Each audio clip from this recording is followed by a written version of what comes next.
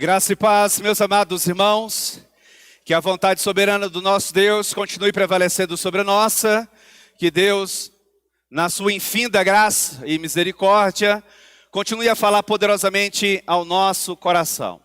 É sempre bom lembrar a todos nós que importa-nos muito mais ouvir aquilo que está no coração de Deus para o nosso coração, mesmo que isto venha implicar no nosso confronto, no nosso desafiar de mudança de vida. Tenhamos por certo que Ele sabe o que faz, e Ele melhor do que ninguém sabe aquilo que nós precisamos ouvir na noite de hoje, pois Ele melhor do que ninguém sabe aquilo que virá a acontecer nessa semana que se inicia hoje. Epístola de Judas, versículo de número 3, este é o texto alvo das nossas atenções a partir de agora.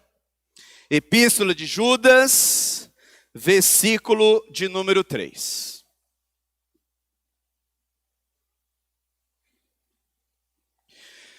Eu vou passar a leitura do texto indicado a fim de ganhar o máximo de tempo disponível. Amados, quando empregava toda a diligência em escrever-vos acerca da nossa comum salvação, foi que me senti obrigado a corresponder-me convosco, exortando-vos a batalhardes diligentemente pela fé que uma vez por todas foi entregue aos santos. Eu e você temos, a partir do versículo 3, Judas descortinando o propósito de sua epístola. Se no versículo número 1 eu e você tivemos acesso à sua autoidentificação como servo de Jesus Cristo, irmão de Tiago, ainda no versículo número 1, vimos ele se reportar aos seus leitores como sendo chamados, amados e guardados por Deus em Cristo. Vimos no versículo de número 2, ele invocando bênçãos multiplicadoras das virtudes de Deus ao coração dos seus ouvintes, da sua igreja originária. Agora, na altura do versículo 3, eu e você nos deparamos com o descortinar do propósito que norteou a composição de sua epístola. Mas eu e você não podemos perder de vista aquilo que ele dissera, sobretudo em especial no versículo anterior. No domingo passado, em um ambiente muito parecido com este, nós analisamos o versículo 2 a partir da seguinte temática: a plenitude da vida cristã, o resultado da multiplicação das virtudes de Deus em nós. E é interessante ter isso em mente, por quê? Porque é a multiplicação dessas virtudes de Deus em nós que vai nos proteger das heresias. É a multiplicação dessas virtudes de Deus em nós que irão se constituir naturalmente em nossa vida um bloqueio contra os desvios doutrinários. Certamente eu e você estaremos muito mais fortes se experimentarmos em nossa trajetória de vida a multiplicação destas virtudes. Quais? Vimos algumas lições importantes naquela noite. A primeira delas: a plenitude da vida cristã se manifesta na multiplicação da misericórdia em nós. Versículo 2, primeira parte. A misericórdia é aquela disposição de Deus em colocar seu próprio coração na nossa miséria. É, em outras palavras, a compaixão divina. É o ato de Deus em não nos dar aquilo que nós merecemos. E o que é que nós merecemos? Nós merecemos a ira de Deus. Nós merecemos a sua condenação eterna. Ele, todavia, pautado, movido pela sua misericórdia, ele não nos dá aquilo que nós merecemos. Mas vimos também, em segundo lugar, a plenitude da vida cristã se estabelece na multiplicação da paz em nós. Versículo número 2, segunda parte. Quando nós analisávamos esta parte do texto, nós destacamos muitas verdades. Dentre elas, a principal: todos nós, seres humanos, indistintamente, estamos debaixo da ira justa de Deus. Todos os seres humanos, indistintamente. eles estão debaixo da condenação divina. E só há um jeito de nós termos esta ira suspensa de sobre nós. Só há um jeito de nós nos livrarmos desta condenação eterna: Cristo Jesus. Fora de Cristo não existe ninguém que pode receber a seguinte alcunha: amigo de Deus, amiga de Deus. Fora de Cristo, todos os seres humanos estão em inimizade latente, gritante com o Criador. E certamente nesta empreitada ninguém sairá vencedor. Pois quem pode resistir ao braço forte do Criador? Mas também nós vimos em terceiro lugar, a plenitude da vida cristã se completa na multiplicação do amor em nós. Versículo número 2, terceira parte. Nós vimos que este amor é um amor incondicional. Vimos que este amor está para além daquilo que eu e você conhecemos em termos de amor nessa dimensão terrena. O amor em Deus implica na sua autodoação em benefício de todos nós. Lembrando que o céu de Deus é um céu de amor. Ele não precisa de mim e de você. Cada pessoa da Trindade Santíssima procura trazer alegria e felicidade às outras duas. Não há carências em Deus. Agora, em contrapartida, o outro lado da moeda, eu e você nos encontramos. Nós somos continuamente carecedores deste amor que nos salva, que nos transforma, que nos liberta, que nos incomoda. Essas foram as 3 verdades destacadas naquela noite. E elas, inevitavelmente, preparam um terreno para aquilo que Judas vai destacar na altura do versículo 3. E eu e você, antes de adentrarmos ao versículo 3, precisamos ainda termos em mente algumas verdades que visam facilitar a nossa correta compreensão daquilo que foi cravado pelo bico da caneta de Judas, debaixo da divina inspiração do Espírito Santo, da altura do versículo 3. Que verdades são estas? A primeira delas: a vida cristã não é tão somente experimentada ou desfrutada, a vida cristã também é defendida. Eu e você precisamos sair daqui nesta noite convencidos de que a fé cristã, o cristianismo não é passivo. Ele exige de todos nós, todo santo dia, um posicionamento efetivo de fé e comprometimento. Todo dia eu e você precisamos ir para as batalhas que serão travadas no campo da nossa existência. E lá, no campo de batalha, precisamos denunciar, apontar de forma efetiva os valores da Constituição Celestial. Mas também, na medida em que eu e você mergulharmos nesse texto, precisamos ter em mente que a fé que nós recebemos da parte de Deus, ela é inegociável. O seu conteúdo não permite ajustes. Ela nos foi dada de uma vez por todas e a partir de um caráter definitivo. A fé que nós recebemos e que tem nos mudado e nos moldado de dentro para fora, a saber, a fé que se mostra nas páginas do Evangelho, não é mero sentimento, mas um corpo objetivo doutrinário. Isso significa, em termos mais práticos, esta fé não depende de nós, depende exclusivamente do agir soberano de Deus em nossa vida. Se Ele não tomar a iniciativa de nos mudar, de nos moldar, de nos transformar de dentro para fora, eu e você jamais, por nós mesmos, pela nossa intelectualidade, pelas nossas capacidades, pelas nossas habilidades, jamais conseguiríamos alçar qualquer voo em sua direção. Mas também, na medida em que eu e você adentrarmos esse texto, precisamos ter em mente que a igreja vive continuamente debaixo de ataques, debaixo de ameaças, de distorções da verdade. E o que é mais interessante dentro dessa perspectiva é que desde sempre, desde que mundo é mundo, desde que a igreja começou a existir sobre a face desta terra, Os seus piores inimigos não estavam do lado de fora, mas do lado de dentro. Se ao longo de toda a história da igreja, isto é uma verdade que ecoa a cada ciclo histórico concluído, não tenhamos nós outra expectativa desta igreja contemporânea. Seja mais claro, pastor, os piores inimigos desta igreja, da igreja desse tempo presente, eles não estão do lado de fora, eles estão do lado de dentro.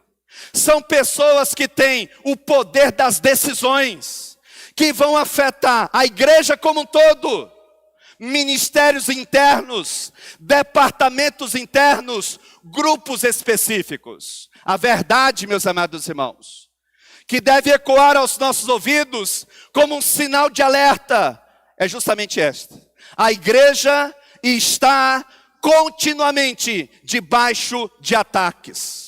Não faltam proponentes de inverdades, não faltam sugestões não bíblicas, não deixa de faltar inverdades disfarçadas de verdades. E a máxima que ecoa do versículo de número 3 é um chamado à defesa da fé. Logo, eu não poderia dar a esse texto, a esta exposição, outro tema a não ser este: um chamado à defesa da fé. E à luz do versículo 3, algumas lições importantes. A primeira delas, um chamado urgente à defesa da fé. Onde é que está isso no texto? Versículo número 3, primeira parte: mente cativa às Sagradas Escrituras. Olha o que diz o texto: sempre acompanhando se aquilo que está sendo exposto é bíblico ou não. Amados, quando empregava toda diligência em escrever-vos acerca da nossa comum salvação, foi que me senti obrigado a corresponder-me convosco. Interessante, por quê? Porque Judas vai chamar a atenção dos seus leitores. Pergunta: quem é que gosta de receber uma chamada de atenção? Ninguém. Logo, Judas sabia que as suas colocações, elas poderiam ser mal interpretadas. Ele vai de forma mais precisa corrigir problemas no interior da igreja dos seus dias. E todas as vezes que eu e você fazemos elogios aos outros, eu e você somos benquistos. Mas todas as vezes que eu e você precisamos nos colocar na condição de alguém que precisa fazer sugestões acerca de mudança de vida, mudança de comportamento, eu e você passaremos a ser vistos como um estorvo no caminho. E Judas está consciente disso. É por isso que ele usa, logo no início, a expressão amados. Tem como dizer isso com outras palavras? Meus caros amigos, entendam que aquilo que eu vou dizer é por demais pesado, é desconcertante, mas saibam que o que me move é o melhor dos sentimentos. Eu faço o que faço, eu trago as instruções que trago, eu corrijo da forma como corrijo, não por birra, não por malcriação, não movido por bestialidades descabidas, mas por um sentimento de zelo. É como se Judas estivesse dizendo aos seus leitores: eu os amo, e porque eu os amo, eu preciso dizer a verdade. Se eu não amasse vocês, eu diria mentiras, eu massagearia o ego de vocês, mas eu não posso fazer isso. Aí na sequência eu e você lemos o seguinte: quando empregava toda a diligência em escrever-vos. A palavra diligência que aqui aparece, imprime a ideia de um empenho intencional. Não é algo assim, feito de qualquer jeito. Judas está dizendo: quando eu me dedicava com zelo e com esmero a escrever acerca da nossa comum salvação. Tentando ser mais claro, Judas tinha um objetivo principal ao começar a composição da sua epístola. Que objetivo era este? ensinar a igreja dos seus dias acerca da nossa comum salvação. Aí a pergunta que surge é: pastor, o que é que Judas falaria acerca da nossa comum salvação e não falou? Eu não sei. Mas nós podemos aqui conjecturar algumas possibilidades. Judas, por exemplo, acerca da nossa comum salvação, ele poderia falar sobre a obra de Cristo, sobre os efeitos desta obra em nós, acerca de uma fé prática, sobre o que nós devemos esperar acerca desta fé, entre outros tantos assuntos acerca da nossa comum salvação. E aí eu chamo a sua atenção para um detalhe. Ele tinha algo em mente, mas ele foi, por Deus, desviado do seu propósito original. Aí a pergunta que surge é justamente esta: você já tentou fazer alguma coisa, mas pelas circunstâncias do dia a dia, você se viu desafiado a redirecionar a rota da sua vida? Os teus planos, os teus propósitos, as metas do teu coração? Eu não sei você, mas comigo já aconteceu, não uma, mas diversas vezes, em que tracei metas, as circunstâncias me forçaram eu reavaliar essas metas e redirecionar os meus caminhos. Isso aconteceu também com Judas.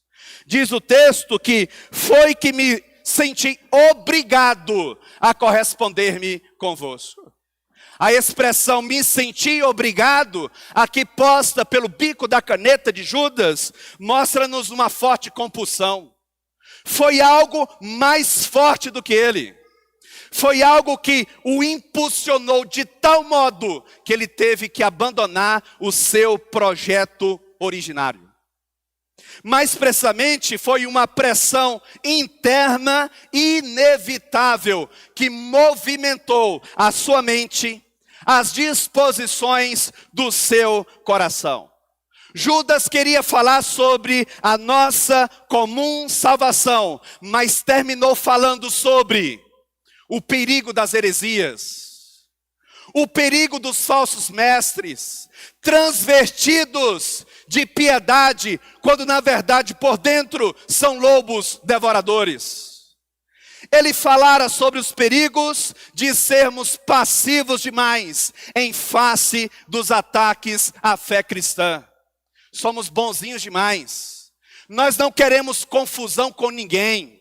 E o que não falta nos púlpitos da igreja brasileira são pastores politicamente corretos, porque não querem perder seus altos salários, não querem perder seus status, não querem perder a posição de privilégio que usufruem. E por causa disso, porque são desorganizados, em primeiro lugar, com as suas respectivas vidas diante de Deus, negociam a verdade, barganham a boa mensagem do Evangelho. E quais são as consequências? Igrejas cada vez mais doentes moralmente e, acima de tudo, espiritualmente falando. Você já intentou fazer alguma coisa e se viu por Deus desafiado a fazer outra? Se eu e você formos para Apocalipse capítulo 10, versos 3 e 4, nós encontramos João na ilha de Pátimos.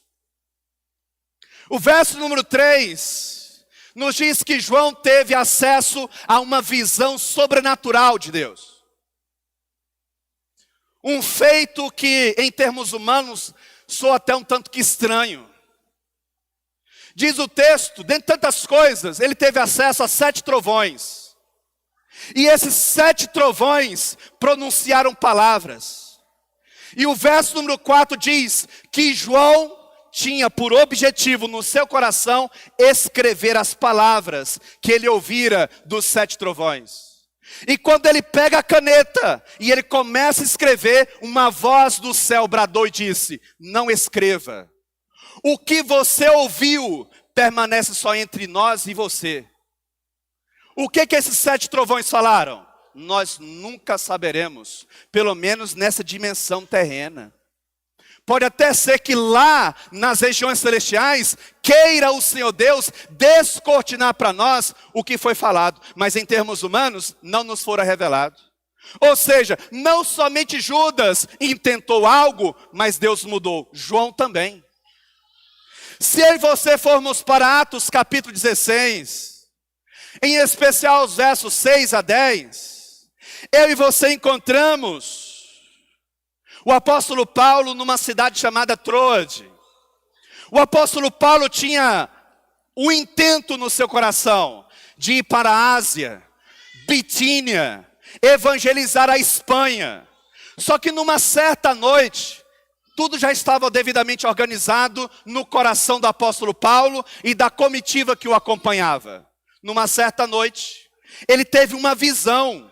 Um homem apareceu para o apóstolo Paulo, numa espécie de sonho. E esse homem, identificado no texto como homem da Macedônia, bradou aos ouvidos do apóstolo Paulo: passa a Macedônia e ajuda-nos. Naquela noite o apóstolo Paulo entendeu claramente que ele não deveria ir para a Ásia, para a Bitínia, para a Espanha, mas ele deveria se deslocar para o domínio do Império Romano, mais precisamente para a porta de entrada do continente europeu. E ele sai de Troade e ele vai em direção à cidade de Filipos, onde ele vai plantar a igreja dos Filipenses e posteriormente vai surgir a famosa epístola de Paulo aos Filipenses. Pergunta: o que é que você já tentou fazer, mas as circunstâncias da vida te obrigaram a rever os intentos do teu coração? De um lado nós temos a instrução desejada, do outro lado a exortação necessária. Saia daqui convencido de que determinadas portas se fecham para todos nós, como uma resposta de Deus a um redirecionamento dos propósitos e planos da nossa vida. Saia daqui convencido de que Deus sabe o que faz, e Ele sempre terá o melhor para todos nós. Quem conduz a nossa vida não somos nós mesmos. Quem conduz a nossa vida é o grande Criador e sustentador de todas as coisas. Seja mais claro. Partindo do pressuposto de que Judas era um homem piedoso, ele certamente deve ter orado antes e dito: Senhor, eu vou escrever uma epístola. E Deus, através do Espírito Santo, movimentando-se em Judas, direcionando o campo das suas ideias, a obra das suas mãos, o trilhado dos seus passos, deixou ele escrever. Aí em um determinado ponto, Deus diz: suspenda os teus intentos. Eu tenho outros planos para a epístola que você precisa escrever. Procure o discernimento que só pode vir do Senhor Deus. Só Ele para trazer a você a correta compreensão dos seus dias. Seja mais claro, o que é que você precisa deixar que você ainda não deixou? O que é que você continua insistindo, semana após semana, e Deus já disse não, e você continua insistindo? Importa que eu e você venhamos obedecer a Deus. Tenha coragem para mudar a rota da sua vida.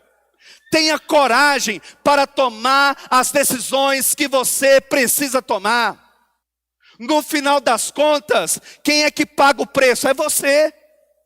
Então faça por você, em especial, faça pela sua família. Tenha coragem para fazer o que você sabe que tem que fazer. Agora, convém que eu diga também, que aquilo que você sabe que você tem que fazer, que seja bíblico. Eu quero acreditar que todos aqueles que me ouvem nesta noite têm sonhos, têm projetos, têm intentos no coração. Mas tudo isso precisa passar pelo crivo das Sagradas Escrituras. Pode ser que eu e você, no transcurso da nossa jornada, venhamos intentar, desejar, sonhar, almejar coisas que não são aprovadas por Deus. E se eu e você colocarmos essas coisas em prática, nós daremos com os burros na água. nós iremos atrair para nós muito maiores dores de cabeça. Então, discernimento. O que é que você precisa deixar que você ainda não deixou de fazer? O que é que você precisa fazer que você ainda não fez? O que é que Deus tem falado ao seu coração e você tem feito de conta que Ele não está falando? Entenda uma coisa, Deus não vai chegar para mim, para você, e vai fazer assim: Marcelo, fulano, Beltrano, acelera a 30 km por hora. Agora vira à direita. Depois de 2 ruas, vire à esquerda. Ele não vai fazer isso. Ele vai usar as circunstâncias da vida para nos mostrar quais são os melhores caminhos. Então, tenha a mente aberta, os olhos abertos, os ouvidos abertos. Por quê? Porque Deus está falando. E sabe o que é o mais interessante? Às vezes nós não queremos reconhecer o que nós precisamos fazer. Nós já sabemos o que temos que fazer. Nós já sabemos quais são as atitudes que precisamos tomar. Mas nós ficamos nos esquivando. Por quê? A depender das atitudes que nós precisamos tomar, o preço é muito alto. E às vezes nós, mesmo sabendo que é o mais certo a se fazer, nós não assumimos a difícil missão de pagar o preço da decisão a ser tomada. Mais uma vez, a primeira lição na noite de hoje. Um chamado urgente à defesa da fé. Eu e você fomos chamados para muitas coisas. O principal chamado é o de defendermos urgentemente a nossa fé. Segunda importante lição para todos nós na noite de hoje. Um chamado diligente à defesa da fé. Onde é que está isso no texto? Segunda parte do verso número 3. Olha o que diz o texto. Mente cativa, Sagradas Escrituras. Amados, quando empregava toda diligência em escrever-vos acerca da nossa comum salvação, foi que me senti obrigado a corresponder-me convosco. Primeira parte. Segunda, exortando-vos a batalhardes diligentemente. A expressão exortar que aqui aparece significa encorajar, apelar, insistir. Aqui nós temos uma espécie de imperativo pastoral. Seja mais claro, nós não temos aqui um conselho do tipo assim: faça quando você julgar que é conveniente. Não, assim, se der para você observar o que está sendo escrito, assim você observe. Não, não é isso. Nós não temos aqui uma espécie de sugestão abstrata. Quando lhe for propício, faça. Não, nós temos aqui uma ordem. Nós temos aqui um mandamento. Nós temos aqui uma exigência do Evangelho para todos aqueles que verdadeiramente entenderam a boa mensagem de Cristo Jesus. Seja mais claro, nós não temos uma segunda opção. Nós só temos a opção obedecer, obedecer e obedecer. Eu e você defendemos a nossa fé com as nossas palavras, e eu e você defendemos a nossa fé com a nossa postura. Lembre-se de uma coisa: as obras das nossas mãos, o trilhar dos nossos passos, o nosso comportamento fala mais alto do que as nossas palavras. E o que a tua vida tem comunicado acerca da tua fé? As obras das tuas mãos, o teu compromisso, o teu engajamento, é uma defesa da boa fé? Ou um estorvo no caminho da fé? Seja mais claro, como é que vai o teu testemunho de vida cristã? As pessoas, ao terem acesso à tua vida, à tua história, ao teu mundo das palavras, as obras das tuas mãos, o trilhar dos teus passos, onde você está sendo plantado, as pessoas, elas se sentem mais atraídas para perto de Cristo ou se sentem mais distanciadas do bom evangelho? A expressão batalhardes diligentemente imprime a ideia de uma luta, de um empenho máximo, combate árduo, se envolver inteiramente. Ou você verdadeiramente veste essa camisa, ou você assume outro compromisso, meu amigo. Não dá para você ter um pé na igreja e outro pé no mundo. que você quer da sua vida? Você quer realmente alguma coisa com Cristo? Então vamos. Você realmente ama as Sagradas Escrituras? Então vamos, pula para dentro. Não é fácil. Só eu sei o peso que carregava sobre as minhas costas a caminho dessa igreja na noite de hoje. Minutos antes de sair de casa, eu virei para minha esposa e disse: minha vida, a sensação que eu tenho é que eu estou carregando um caminhão nas costas. Não é fácil para você e também não é fácil para nós. Só nós que estamos à frente, com a incumbência de transmitir essas verdades, só nós sabemos o peso que é, o quão difícil, o quão árduo é esta missão. Antes você lidar com a sua empresa, com 2, 5, 500, 1.000, 2.000 funcionários, movimentar 1.000, 10.000 ou milhões, do que se colocar nesta condição, tal como eu estou na noite de hoje. Meus amados irmãos, o tempo verbal em destaque aqui é o tempo presente. Você sabe o que significa dizer? É uma ação contínua. Hoje, eu estou batalhando pela fé, pela pureza da fé, e essa batalha precisa ser uma batalha diligente. E amanhã, do mesmo jeito. E depois, do mesmo jeito. E depois, do mesmo jeito. Sempre numa crescente. Deus não tem compromisso com homens de ânimo dobre. Uma hora extremamente engajados, outra hora frios espiritualmente. Seja constante, seja resiliente, seja perseverante, seja firme. Maior é aquele que está em nós do que aquele que está no mundo. A nossa força não vem de nós mesmos, vem do Criador que nos chamou e nos capacita na medida em que a nossa vida vai seguindo o seu curso natural. A ideia aqui é de um envolvimento tão urgente, que se mostra tão necessário, a ponto de, se for preciso, darmos a nossa própria vida. Aí a pergunta que surge nesse instante é justamente esta: depois de tanto tempo na caminhada da fé, você está pronto a, se necessário for, dar a sua vida por causa da sua fé? Seja mais claro. Você está disposto a perder tudo aquilo que você batalhou até o dia de hoje, por causa da sua fé?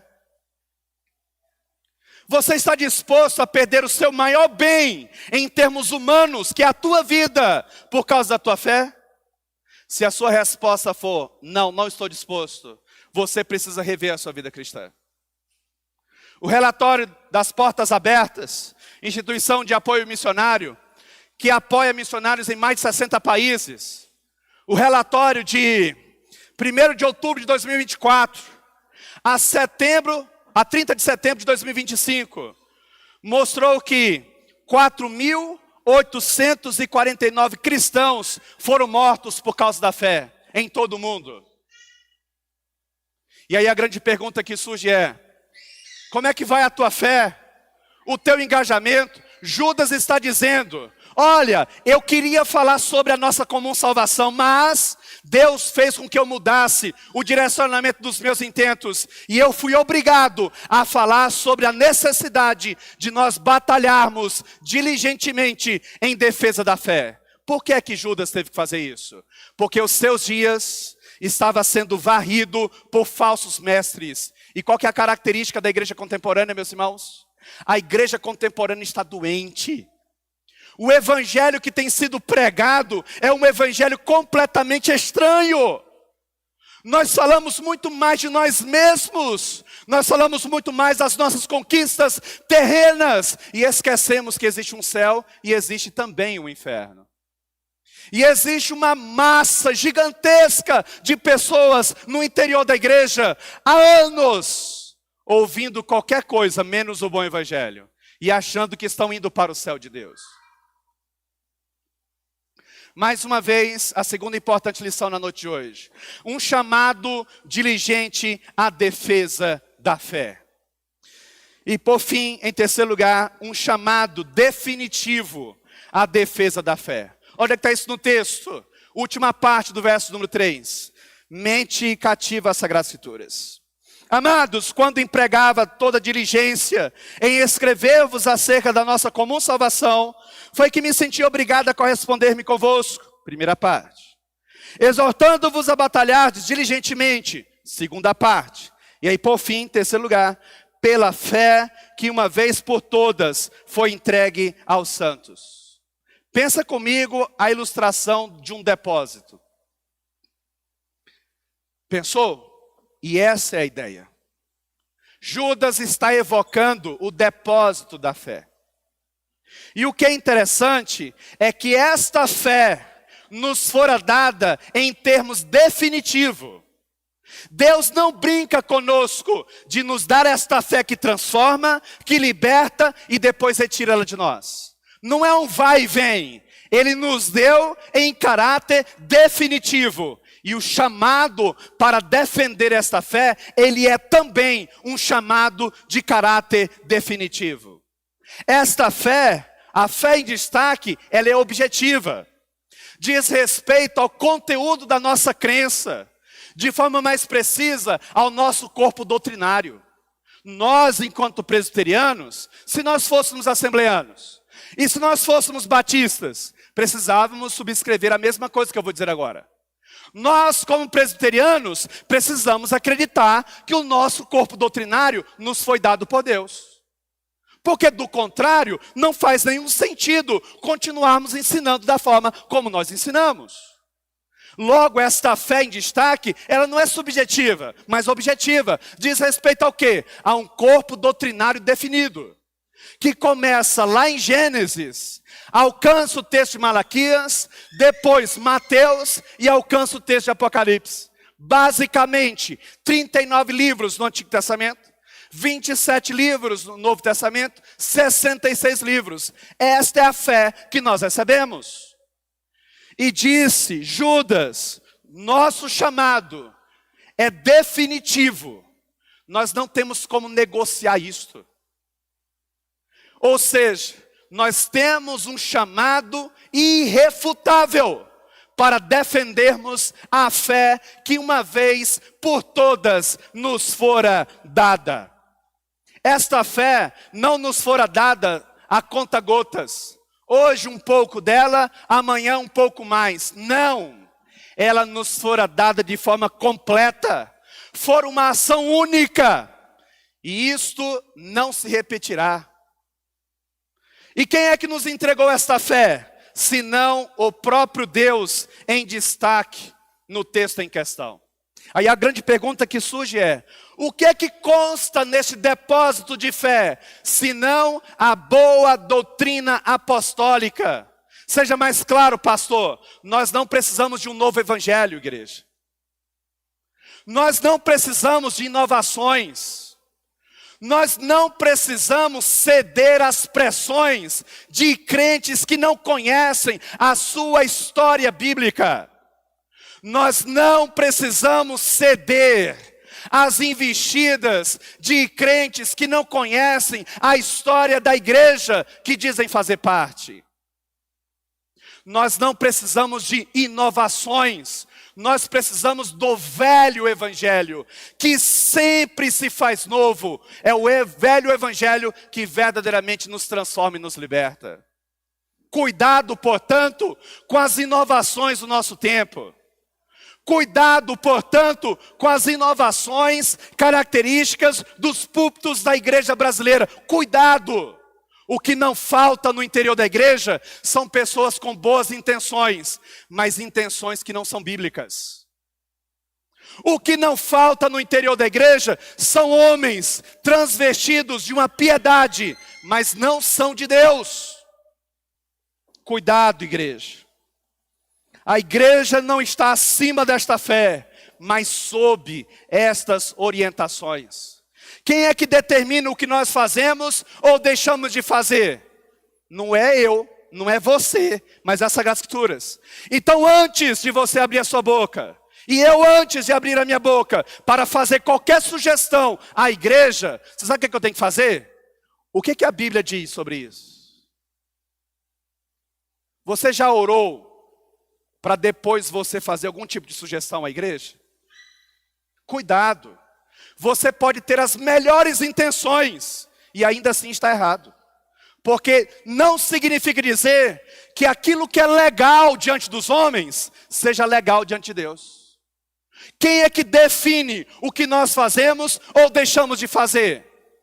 Não é eu, não é você, é as Sagradas Escrituras. Quem é, portanto, a vara de medir por meio do qual medimos a nossa vida? As Sagradas Escrituras. Agora você precisa ser capaz de folhear isso daqui e mostrar onde é que nós estamos errados. E aí sim, nós iremos alterar, porque do contrário não tem como. Porque isso daqui é o critério decisivo para reger as obras das nossas mãos e o trilhar dos nossos passos.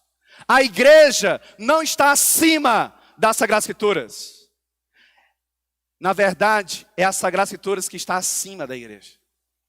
Quem é que define o que nós fazemos ou deixamos de fazer? Não é A e nem B e nem C, muito menos D. Quem é que define o que nós fazemos ou deixamos de fazer? As Sagradas Escrituras. Mais uma vez a terceira lição na noite de hoje. Um chamado definitivo à defesa da fé. E não pense você que é fácil manter a igreja nos trilhos corretos. Só Deus. O que não falta são ideias mirabolantes que não ecoam das partes das Sagradas Escrituras. Chega a ser até vergonhoso em alguns casos. Qual foi o tema da exposição na noite de hoje? Um chamado à defesa da fé. Quais foram as verdades? 3. A primeira delas, um chamado urgente à defesa da fé. Segundo lugar, um chamado diligente à defesa da fé. E em terceiro lugar, um chamado definitivo à defesa da fé. Pastor, eu entendi. Mas em termos mais práticos, quais são as aplicações práticas para a nossa vida? Eu tenho aqui 3 aplicações práticas para a sua vida, que vão resumir a exposição e resgatar algumas verdades já ditas. Primeira aplicação prática para todos nós. Não existe neutralidade diante do erro. Não existe neutralidade diante do erro. A marca de uma verdadeira igreja é a sua pureza doutrinária. Isso diz respeito objetivamente aos cristãos, porque igreja não são paredes, não é essa estrutura eletrônica. Igreja é eu e você juntos, reunidos, não sozinho, juntos, reunidos. Isso é igreja. A verdadeira igreja é uma igreja que procura a pureza de si mesma. Lute e batalhe por uma fé pura, cada vez mais correta. Antes de você fazer qualquer sugestão, pense e repense. E não tome como referência os homens. Não, é porque a igreja da minha bisavó fazia assim. Não é porque a igreja da minha avó fazia assim. Não é porque a igreja da minha mãe fazia assim. Pode estar tudo errado. Pode estar tudo errado. Quem é o critério definidor da verdade? Sagradas Escrituras. Então vai fazer algum tipo de sugestão? Vou, porque eu não consigo mais. Então tá, abra a sua Bíblia e mostre. É aqui, é por causa desse versículo, é por causa desse texto, e é por causa desse texto, e é por causa desse autor, e é por causa desse autor, e é por causa desse autor que eu estou propondo isso. Se você não for capaz de fazer isso, é melhor que fique em silêncio. Segundo lugar, esteja pronto para mudanças. Há determinadas coisas que são mais urgentes do que outras. Cuidado para você não gastar energia demais com coisas sem importância. Acima de tudo, cuide de sua fé. Batalhe, rale dia após dia. Sofra, corra atrás, faz parte do processo. Mas entenda que você deve gastar mais energia na defesa da sua fé. Cuide de sua vida com Deus. E cuidado para você não gastar energia demais com coisas e pessoas que não querem ouvir a verdade do Evangelho. Terceiro lugar, não há novas doutrinas. Não existe uma nova fé que precisa ser revelada. A fé que salva já nos foi revelada de uma vez por todas. Cuidado com as inovações do nosso tempo. Nós precisamos do velho evangelho que sempre se faz novo. Cuidado com as inovações do nosso tempo. Cuidado com o pastorado feminino. Cuidado com o óleo ungido. Cuidado com as campanhas de sal grosso. Cuidado com as vassouras ungidas. Cuidado com as vigílias nos montes. Cuidado com as novas profecias. Cuidado com os atuais bispos. Cuidado com os atuais apóstolos. Não existem apóstolos atuais. Os únicos apóstolos que existiram foram os apóstolos bíblicos. Cuidado com as inovações do nosso tempo. Cuidado com essa teologia que diz para você que está tudo certo quando está tudo errado. Cuidado com esse evangelicalismo brasileiro que diz que você é o centro das atenções do coração de Deus. Cuidado com esse evangelho que diz que você é importante. Cuidado, você não é importante coisa nenhuma.